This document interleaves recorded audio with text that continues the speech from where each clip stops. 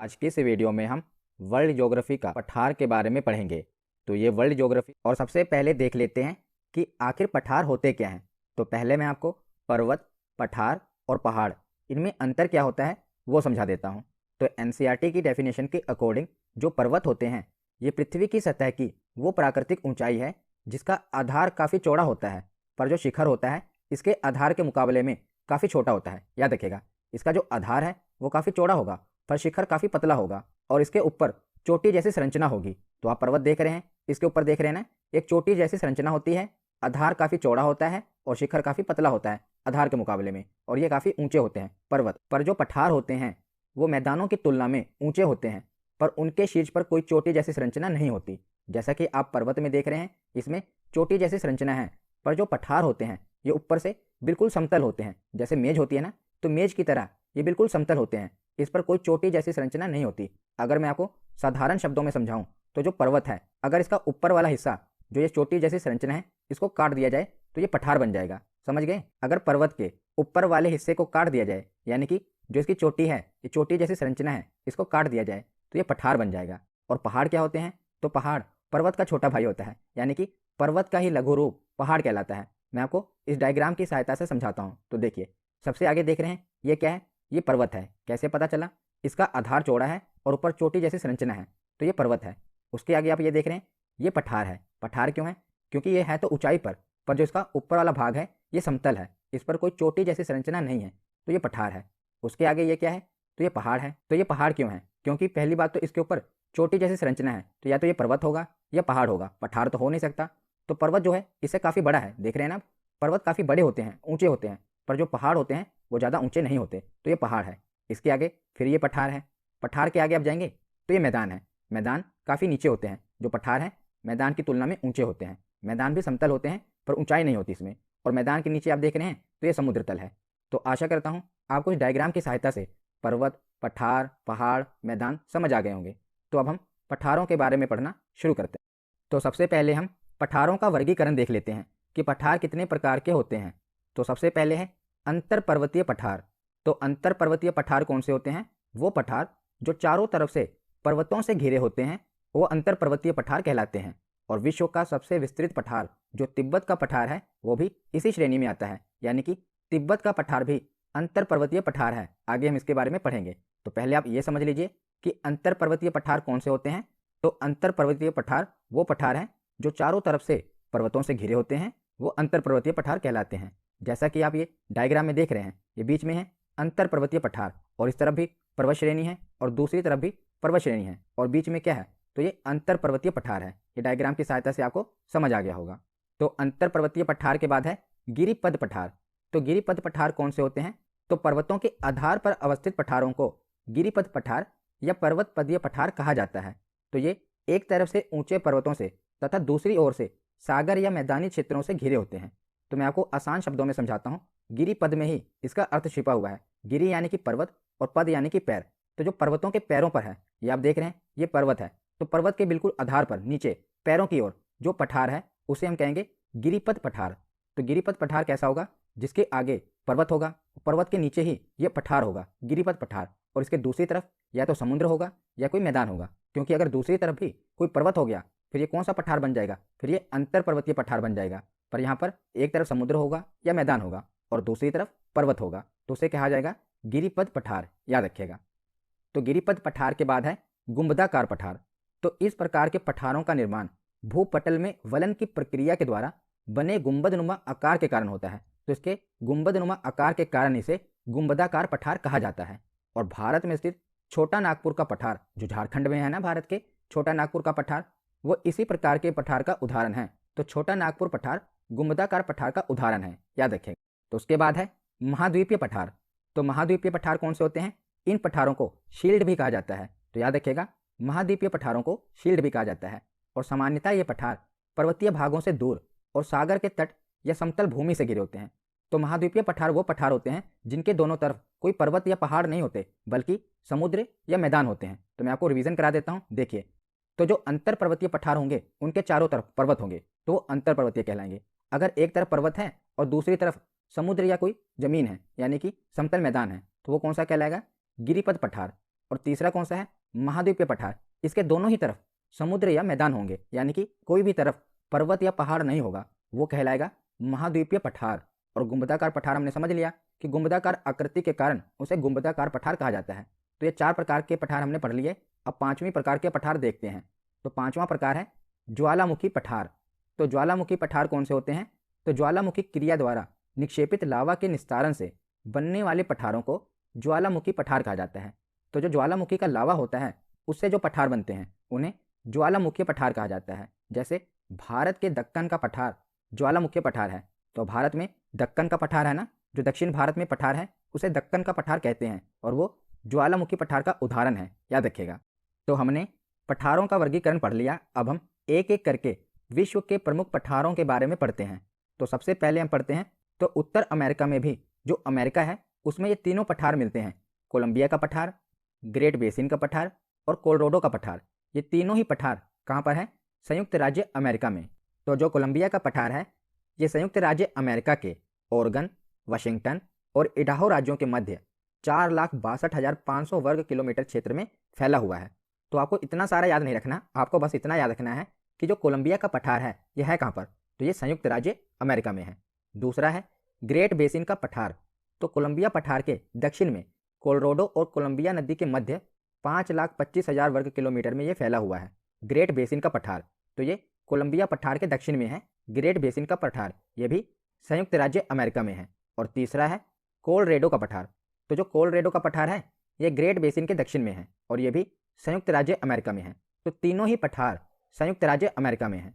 सबसे पहले है कोलंबिया, कोलंबिया के दक्षिण में है ग्रेट बेसिन और ग्रेट बेसिन के दक्षिण में है कोलोराडो का पठार, जिसमें से कोलंबिया का पठार और कोलोराडो का पठार ये दोनों तो मोस्ट इंपॉर्टेंट हैं, कई बार एग्जाम में पूछे गए हैं। तो इन्हें आप ऐसे भी याद रख सकते हैं, दोनों की शुरुआत कैसे हो रही है, कोल से हो रही है ना, कोलंबिया की भी कोल और कोलोराडो की भी कोल। तो अमेरिका की खोज किसने की थी, कोलंबस ने की थी। तो इससे आप रिलेट कर सकते हैं कि कोलंबस ने अमेरिका की खोज की थी और कोलंबिया और कोलोराडो इन दोनों की शुरुआत भी कोल से हो रही है।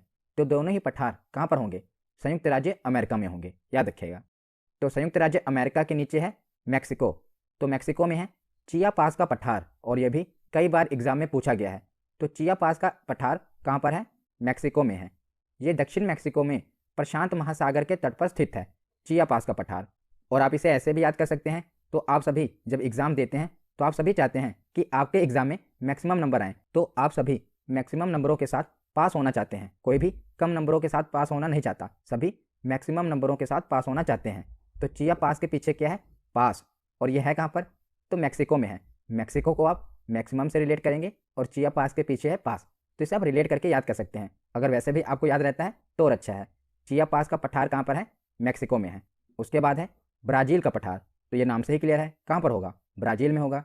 तो दक्षिण अमेरिका के मध्य पूर्वी भाग में यह पठार है और ये त्रिभुजाकार रूप में स्थित है।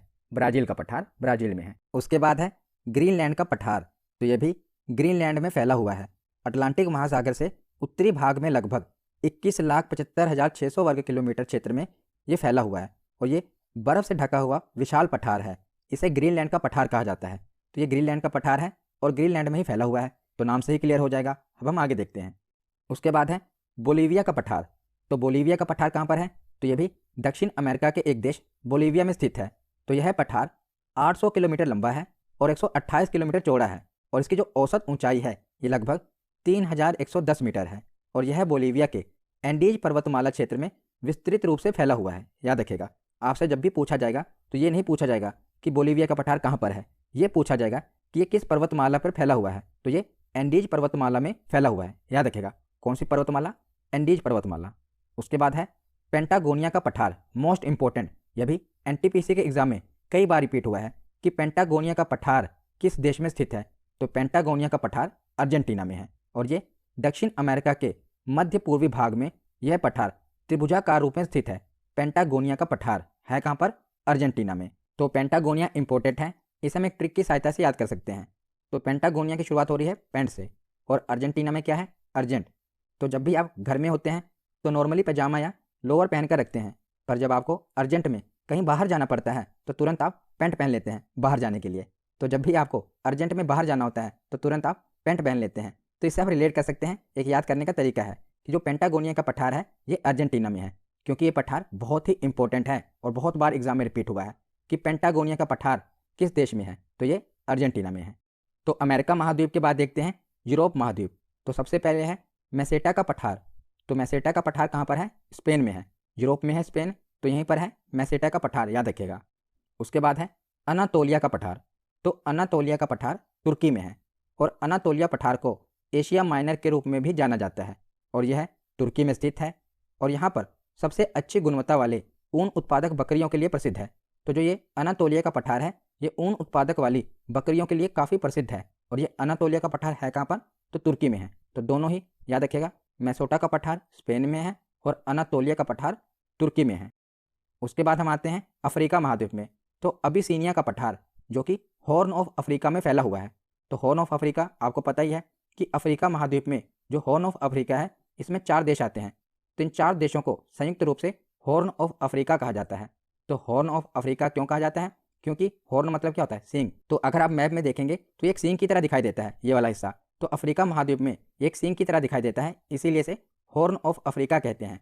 तो हॉर्न ऑफ अफ्रीका में फैला हुआ है अबिसीनिया का पठार और अफ्रीका के उत्तरी पूर्वी सिरे को हॉर्न ऑफ अफ्रीका कहा जाता है। और हॉर्न ऑफ अफ्रीका के अंतर्गत 4 देश आते हैं। कौन कौन से? इरिट्रिया, सोमालिया, इथोपिया और जिबूती। ये 4 देश आते हैं हॉर्न ऑफ अफ्रीका में और जो अबिसीनिया का पठार है इन्हीं 4 देशों में फैला हुआ है जो कि हॉर्न ऑफ अफ्रीका कहलाते हैं, याद रखिएगा। तो आगे अब हम आते हैं एशिया महाद्वीप में। तो एशिया महाद्वीप में सबसे पहले है पोतवार का पठार जो कहाँ पर है? पाकिस्तान में है, याद रखिएगा।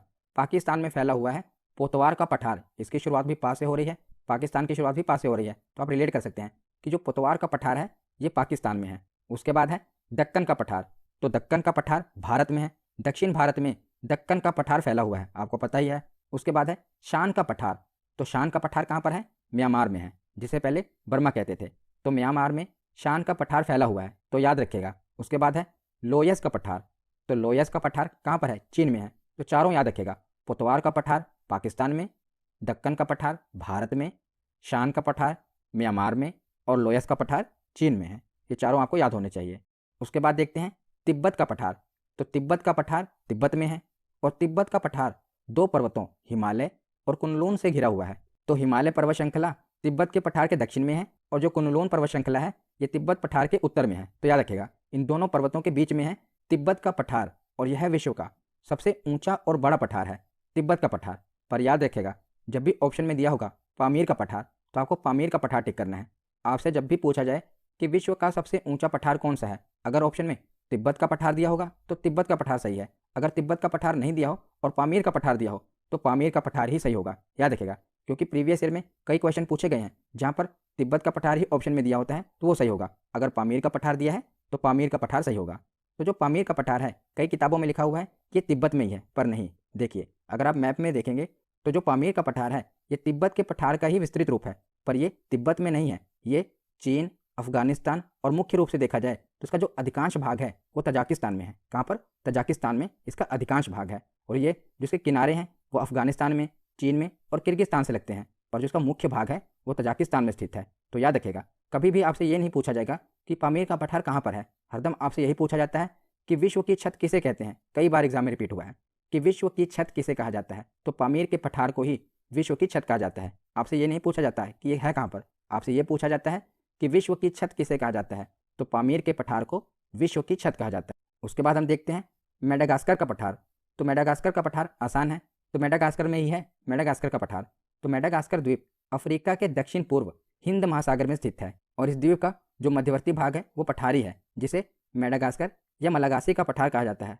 तो अगर आपसे मेडागास्कर का पठार पूछा जाए तो आपको तो पता चल ही जाएगा कि वो मेडागास्कर में होगा, पर अगर आपसे मलागासी का पठार पूछ लिया जाए तो आप कंफ्यूज हो जाएंगे। तो याद रखिएगा, जो मलागासी का पठार है इसी को मेडागास्कर का पठार कहा जाता है और ये मेडागास्कर में है। उसके बाद लास्ट में बचा किम्बरले का पठार।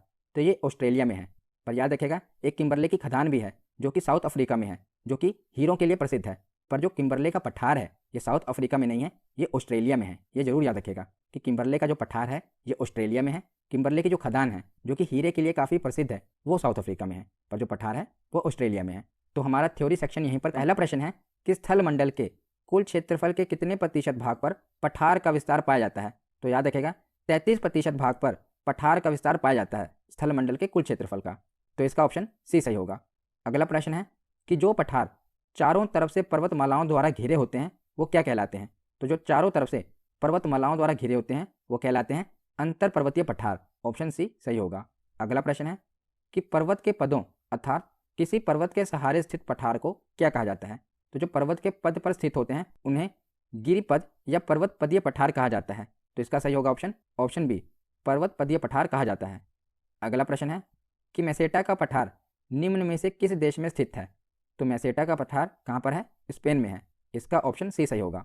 अगला प्रश्न है कि विश्व का सर्वाधिक ऊंचा पठार निम्नलिखित में से कौन सा है? तो इसका सही जवाब होगा ऑप्शन सी, तिब्बत का पठार। पर अगर यहाँ पर पामीर का पठार दिया होता तो पामीर का पठार सही होता, पर ऑप्शन में तिब्बत का पठार दिया है, तो इसका सही जवाब होगा ऑप्शन सी। अगला प्रश्न है कि पुटवार पठार निम्न में से किस देश में स्थित है? तो पुटवार पठार कहाँ पर है? मैंने आपको बताया था पाकिस्तान में, तो इसका सही जवाब होगा ऑप्शन डी, पाकिस्तान। अगला प्रश्न है कि लोयस पठार कहाँ पर है? तो लोयस पठार है चीन में। इसका सही जवाब होगा ऑप्शन सी। अगला प्रश्न है कि निम्नलिखित में से किसे विश्व की छत कहा जाता है? तो विश्व की छत किसे कहा जाता है? मैंने आपको बताया था। इसका सही जवाब होगा ऑप्शन डी, पामीर के पठार को विश्व की छत कहा जाता है। अगला प्रश्न है पेंटागोनिया पठार निम्न में से किस देश में स्थित है? तो पेंटागोनिया पठार मैंने आपको ट्रिक से याद कराया था।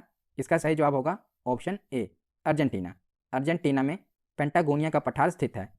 अगला प्रश्न है सूची एक को सूची दो के साथ सुमेलित कीजिए।